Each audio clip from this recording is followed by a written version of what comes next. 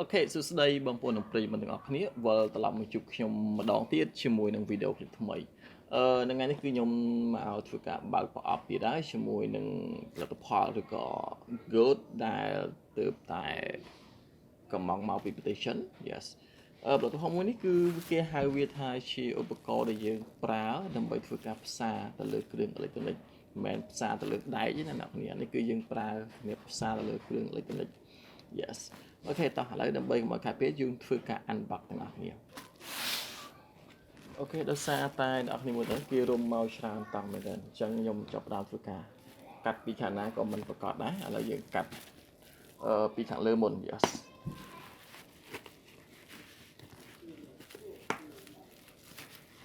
អូខេបាទគេរុំប្រភេទស្កុតទុនមកច្រើនមែនទេyes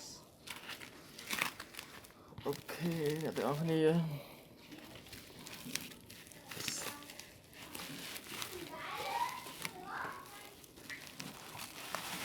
Oh goodness. Yes. Wow.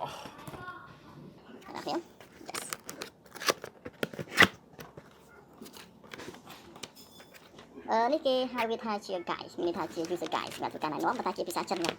អត់ចេះជាភាសាចិនទេទុកវាចោលទេអូខេបាទនេះគឺជាដុំខ្សែលួសសំណសម្រាប់យើងធ្វើការផ្សារ yes អានេះគឺគេថែមឲ្យបងប្អូននេះ yes គេថែមឲ្យមកជុំហ្នឹង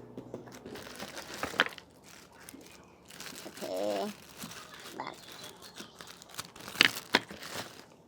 នេះគឺជាក្បាលផ្សារបងប្អូនឃើញទេបាទនេះជាក្បាលផ្សារ yes បាទនេះគឺជាដុំធំសម្រាប់យើងធ្វើការដោតតពីក្បាលផ្សារហ្នឹងដើម្បីយើងវាស់ឬក៏យើងកំណត់ទំហំនៃកម្ដៅនៃការផ្សារអូខេ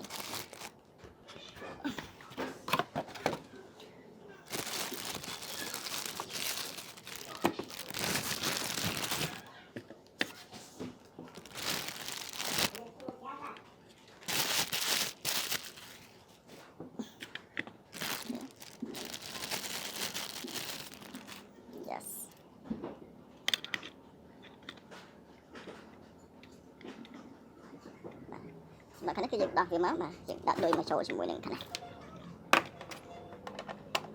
បាទនេះដាក់អញ្ចឹងហើយ